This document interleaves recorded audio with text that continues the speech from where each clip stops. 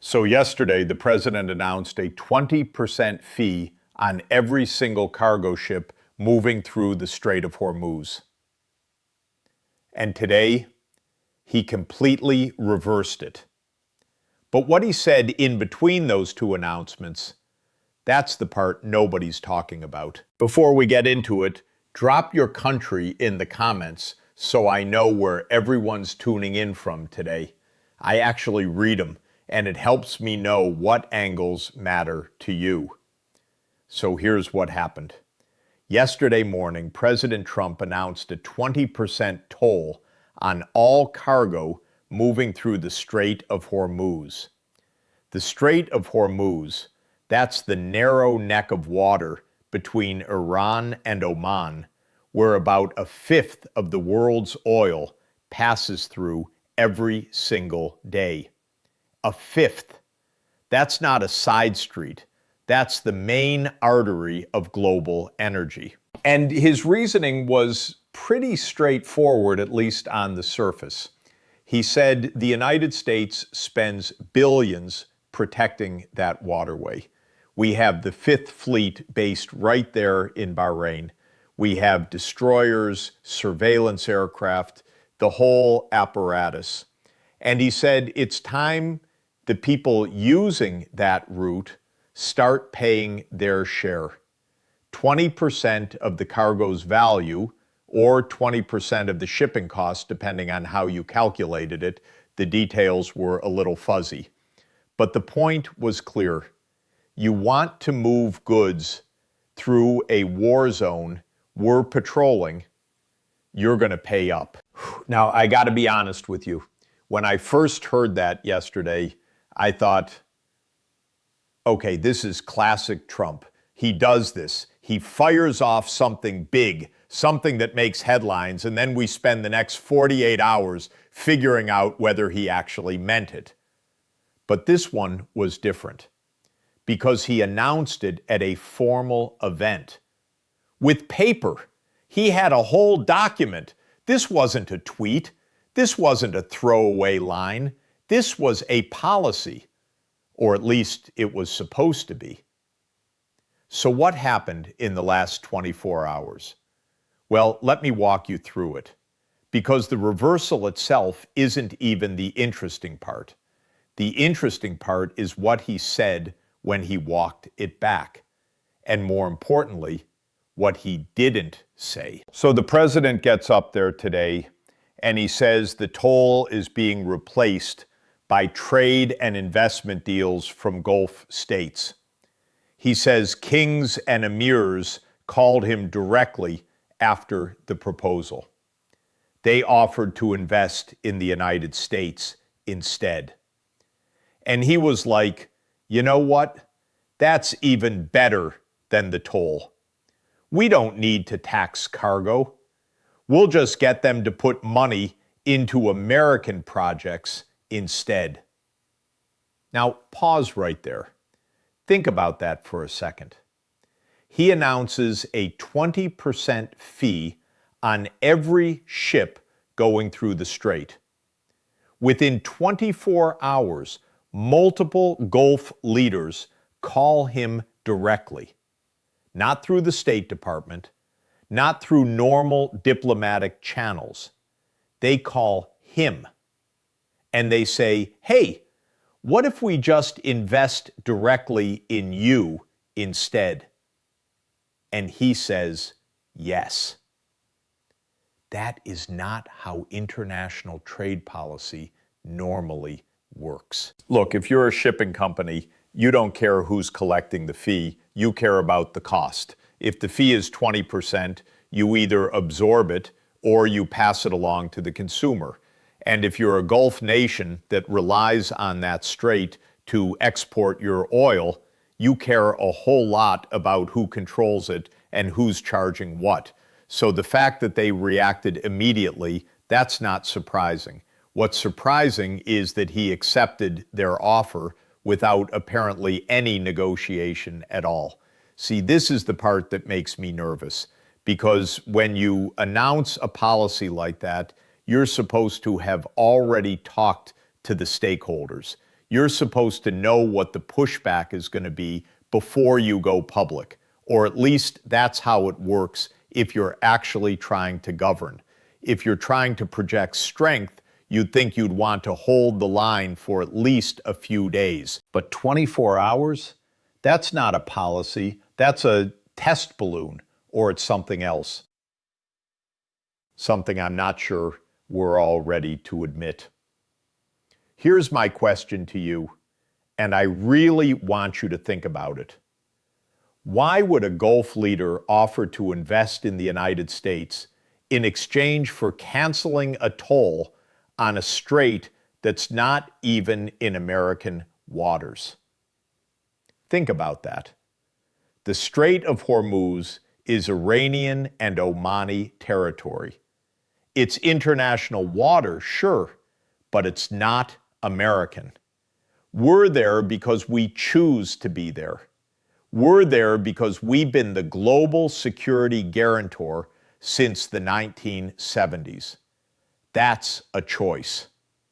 So what's the real trade here? The president said they offered to invest in the U.S. instead, but he didn't say where. He didn't say how much. He didn't say when. He didn't name which kings, which emirs, which countries. He said several. That's a weasel word. That's a word you use when you don't want people to fact check you.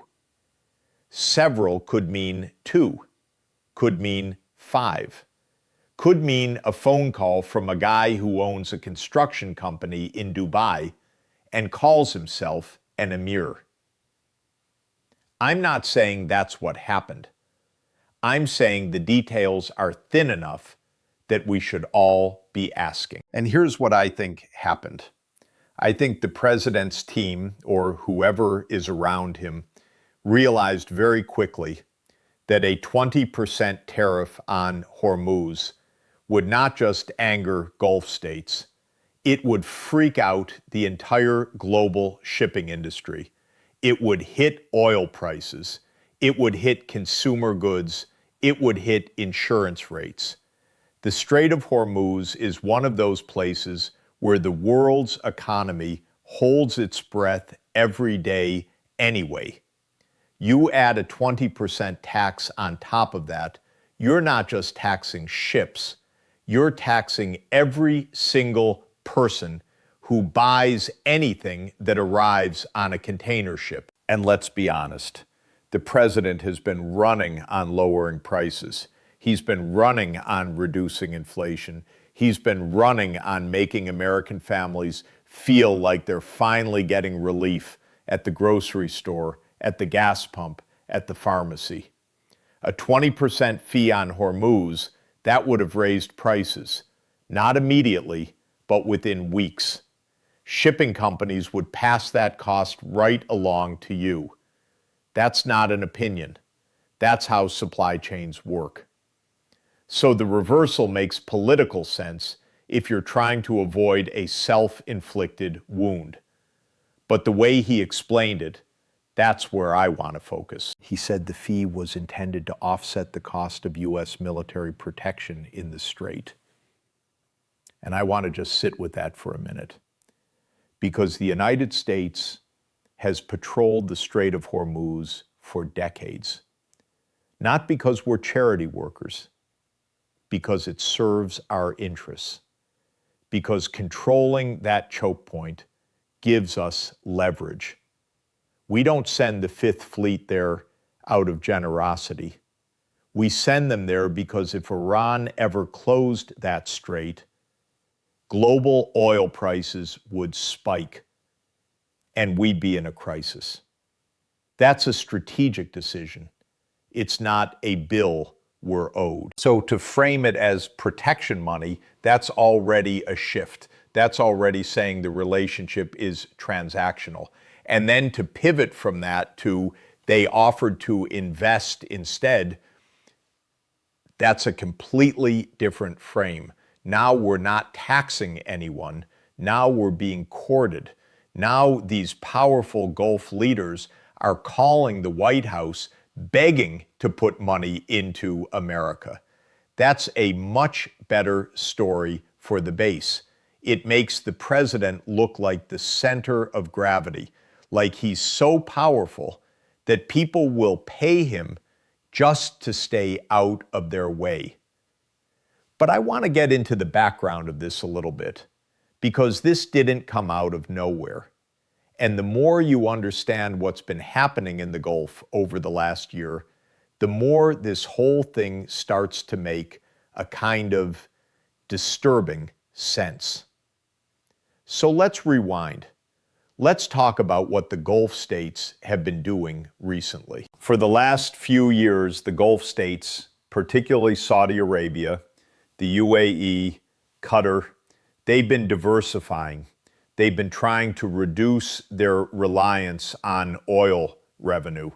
They've been investing in everything from sports teams to artificial intelligence to port infrastructure. They've been buying up property in the U.S., snapping up distressed assets, pouring money into technology funds. They're not just oil sheiks anymore. They're global investors with a very long time horizon. And they have been aggressively courting American favor, not because they love America, because they're terrified of Iran, and because they know that the United States is slowly pulling back from the Middle East. It's been happening for years. It was true under Obama. It accelerated under Trump the first time. It continued under Biden. And now under Trump again, it's picking up speed. We want to focus on China. We want to focus on the Pacific. We want to bring our troops home. That's been the message for a long time. So Gulf leaders are facing a fundamental question. If America is going to be less present in the region, what does that mean for our security? If we can't count on the U.S. Navy to keep the strait open, what do we do? Do we build our own navies? Do we make a deal with Iran? Do we pivot to China? Or do we pay America to stay? And I think that's what you saw yesterday. I think when they heard the president say we're going to charge a 20% fee, they saw the writing on the wall. This isn't about a toll. This is about the future of the entire American security commitment in the Middle East. If we're starting to build them for protection, what's next? Are we going to charge them for every sortie, every carrier group deployment, every Patriot missile battery? So they called him. And they offered something that sounds good: investment. Instead of paying a toll that would make headlines as a tax, they're offering to put money into American projects. That sounds like a win, right? But here's the part that gets me. Investment is not the same as payment. When a Gulf state invests in the U.S., they own a piece of something. They get a return. They get influence. They get a stake in American infrastructure, American technology, American companies. That is not them paying for their own defense. That's them buying into our economy. That's them gaining leverage over us. Am I the only person who sees the difference here? Think about it this way. If you own a security company and your client says, instead of paying you this month, we'll buy a stake in your security company, and then we'll start making decisions about how you run it. That's not a payment. That's a takeover. I'm not saying that's where this is headed. I'm saying that's where this type of logic leads if you don't think it through. And I don't know if the president's team thought it through. I don't even know if they thought about it for more than a few hours. Because here's the thing about what happened today. The reversal happened fast. Faster than normal. faster than we've seen on any major economic policy in recent memory. Remember when he threatened tariffs on Mexico during the first term? That took weeks of negotiation. Remember when he walked back the China tariffs? That was a slow grind of back and forth. But this one was gone in a day. A day. Now, maybe that's a sign of flexibility. Maybe it's a sign that the president actually listens when people make a better offer. And I'm willing to give him credit for that if that's what happened. But the way it was framed, the way he described the phone calls, the way he mentioned kings and emirs without naming them, that felt less like a pivot and more like a face-saving move. And he needed to save face, because a 20% toll on Hormuz was never going to work. It was going to blow up global supply chains. It was going to alienate key allies. It was going to push Iran into being even more aggressive. It was going to make the entire world ask why the United States is treating one of the most important waterways on Earth like a toll road. So he reversed it. But he couldn't just reverse it and look weak. He had to say he got something better. And that's where the investment story comes in. But I want to talk about the timing for a second, because the timing matters. This announcement came 1 day after he announced the toll. Not a week, not a month, not after a summit or a formal negotiation. 1 day. That tells me one of two things. Either the president received a phone call that was so convincing, so compelling, that he changed his mind on the spot, or the toll was never really meant to last. It was meant to create a crisis, to bring people to the table, to extract a better offer. It was a shakedown, a diplomatic shakedown. And I'm not saying that's illegal. I'm not saying that's unethical. I'm saying that's a very different foreign policy approach than what we're used to. And I think the American people deserve to know which one it is. Because if the president is using policy announcements as leverage to get Gulf leaders on the phone and get them to commit money to U.S. projects, that's not governing. That's negotiating. And there's a difference. One is about setting up a predictable system for the entire world. The other is about extracting whatever you can, whenever you can, from whoever's in front of you. Now, I want to turn to the reaction, because the reaction is almost as interesting as the announcement itself. The Gulf states have not formally commented on the reversal. They haven't issued a joint statement. They haven't named any specific investment deals. There's no press release from Saudi Arabia, no announcement from the UAE, nothing from Qatar. The president said they offered to invest, but so far, nobody over there has publicly confirmed anything. And that's weird. If you're a king or an emir and you just made a huge deal with the President of the United States, you'd want to announce it. You'd want to put out a statement. You'd want to show your own people that you got something out of it. But there's silence. Just silence. Now, maybe they're still working out the details. Maybe they've agreed in principle and the numbers haven't been finalized. That's possible. But if you're going to announce a reversal of a major policy, you usually have those details already locked down. You don't announce the cancellation before you have the replacement contract signed. That's just basic political communications.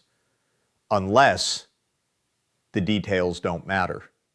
Unless what matters is the visual, the appearance of a win, the narrative that the president is so powerful that foreign leaders are fighting over who gets to invest in America first. And I think that narrative is going to be very tempting for a lot of people. It's going to be tempting for his base. It's going to be tempting for media outlets that cover him favorably. It's going to sound like a triumph. The president announces a policy. The world freaks out. They call him, they offer him something better, and he takes it. That's a story that writes itself. But the problem is, the more you look at it, the more it looks like a retreat dressed up as a victory. And I'm not saying that to be cynical. I'm saying that because it matters. It matters how the United States is perceived by the rest of the world. It matters whether other countries think we have a coherent strategy or whether we're just reacting to phone calls. So let me ask you something, and I want you to sit with this. If a Gulf leader calls the president and says, "I'll invest $1 billion in your country if you cancel a tax on my oil," is that diplomacy or is that just bribery? I'm not saying it's bribery. I'm asking the question because the line between the two can get pretty blurry when you're dealing with sovereign wealth funds and authoritarian monarchies and a president who has a history of mixing policy and personal interest.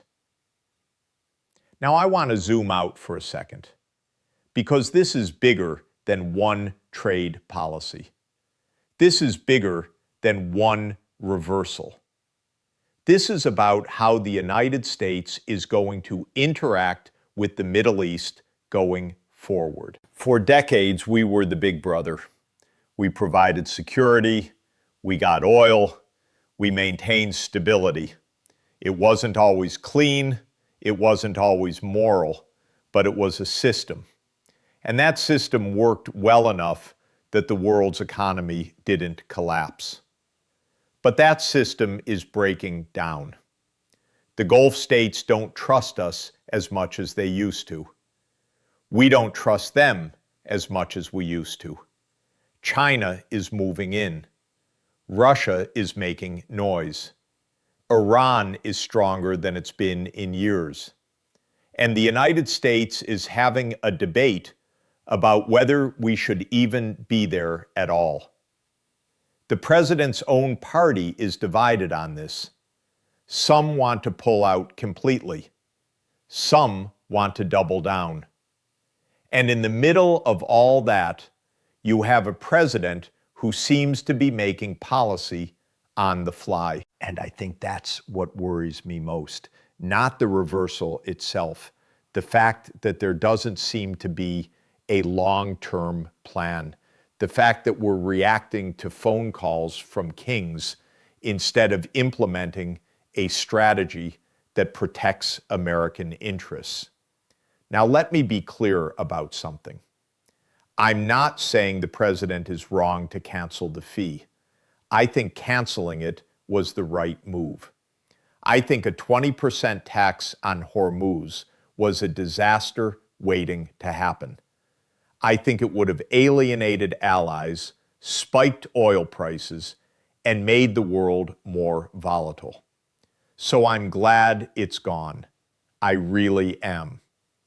But I'm not glad about how it went away. I'm not glad that there was no public debate. I'm not glad that there's no public detail on the investment deals. I'm not glad that we're supposed to just trust that this is a good outcome when we don't even know the terms. And if I'm being honest, I think that's the trend we're seeing.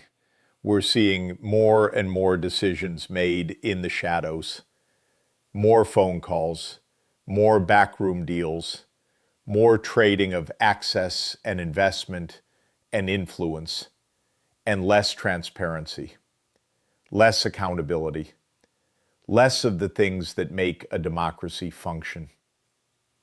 Now, the world reaction has been fascinating. European allies have mostly stayed quiet. They're watching. They're processing. They're trying to figure out whether this is a new normal or just a blip. Japan and South Korea, major importers of Gulf oil, they're freaking out internally. Because if the Strait of Hormuz gets politicized like this, their energy security is at risk. They rely on that waterway. And they're wondering whether the United States is still going to keep it open. And Iran? Iran is probably the most interesting one to watch, because Iran has been threatening to close the strait for years. They've sent speedboats, mines, drones, all of it. They've never done it, but they've always had the capacity. And now with the United States openly talking about charging a toll for using the waterway, Iran has to be asking, wait, is America leaving? Are they positioning themselves to not protect this anymore? Is this our chance to finally assert control? I don't think they'll do it. Not yet. But the question is out there. And once a question like that is out there, it changes how everyone behaves. So let me bring this back to you, to the viewer, to the person watching this at home or on your phone or wherever you are. You heard the news today. You heard the president reversed a policy. You heard about investment deals. You heard the word kings. But I want you to ask yourself something. When was the last time you actually felt like you understood what this country is doing in the world? When was the last time you heard a strategy that made sense to you, that felt like it was looking out for your interests, not just the interests of the people in the room? Because I think that's the real question here.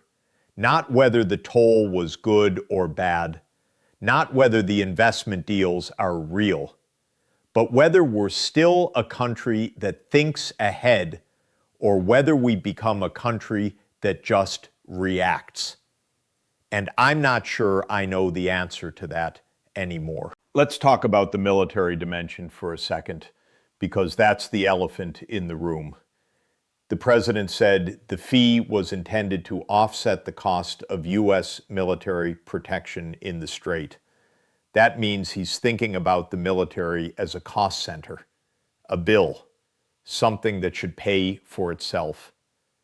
But the military isn't a cost center. It's a tool of statecraft. It's how we project power. It's how we deter enemies and reassure allies. When you have the Fifth Fleet in Bahrain, you don't break down the cost per ship and send an invoice to the shipping companies. That's not how it works. That's never been how it works. Unless you're trying to change how it works. Unless you're trying to say, no, the old rules don't apply. We're going to treat everything like a business.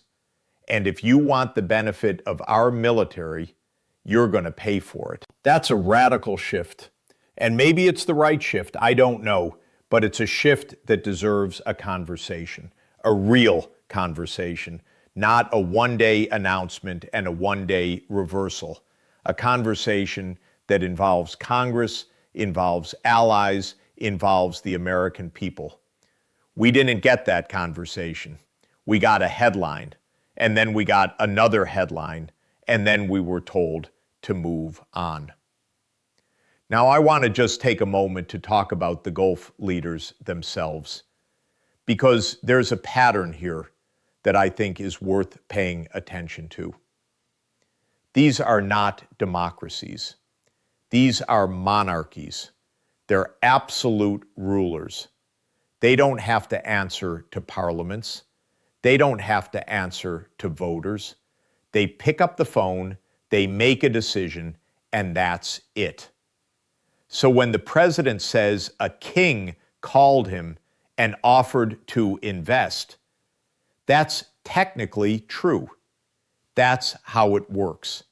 One guy calls another guy, and a country's policy changes. But that's also why it's so dangerous, because the President of the United States is not a king. He answers to us. At least he's supposed to. And when he starts operating like a monarch, making deals with other monarchs over the phone with no public record, no congressional oversight, no nothing, we're not a democracy anymore. We're just another court, another palace, another place where the powerful make decisions over dinner and the rest of us wake up to a headline. I don't think that's what most Americans want. I really don't. I think most Americans want a government that's predictable, that follows process, that keeps its word, that doesn't change its mind every 24 hours because someone made a phone call. And that's what I'm worried about, not just this policy, this pattern, the pattern of announcement, reaction, reversal, and spin, the pattern of treating governance like a television show where the plot changes every episode and continuity is optional. Because here's the reality. The Strait of Hormuz is still there. The U.S. military is still there. The Gulf states are still there. Iran is still there.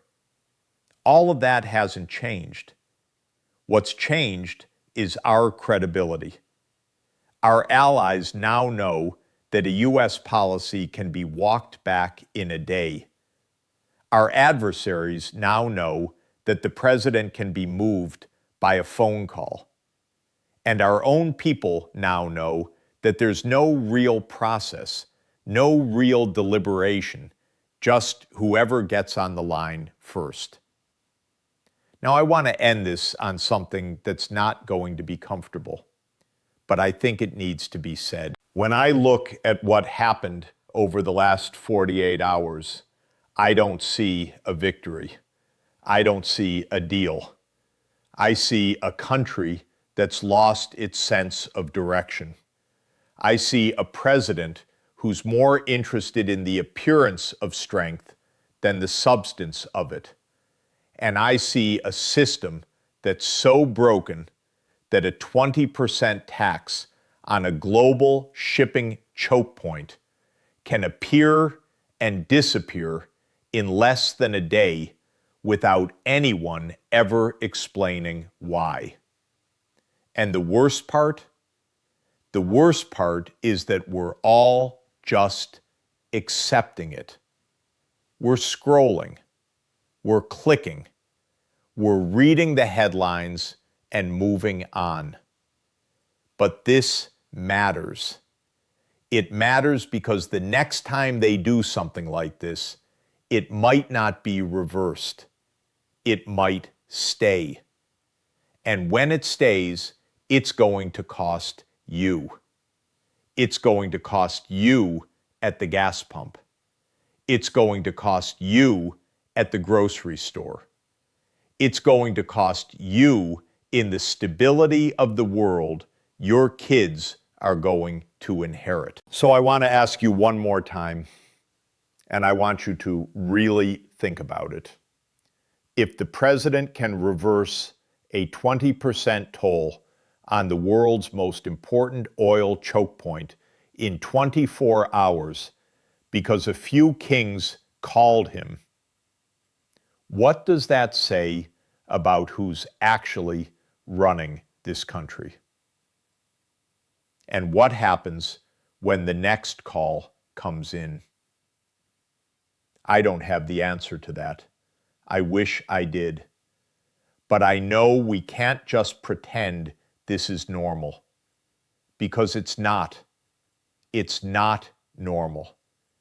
And the more we treat it like it is, the more they'll keep doing it. So I'll leave you with that. This isn't over. It's never over. The Strait of Hormuz is going to keep being what it is. The Gulf states are going to keep doing what they do. Iran's going to keep being Iran. And the United States is going to keep trying to figure out what it wants to be when it grows up. I just hope we figure it out before the phone rings again. All right, that's where I'm at on this one. I'm curious where you land. Seriously, drop a comment and let me know what you make of it. I spent all morning going back and forth, and I'm still not sure I've got it right. So help me out. And hey, if you want to keep having these conversations, you know where to find me. I'll be here, same time, same channel, whether the headlines change or not.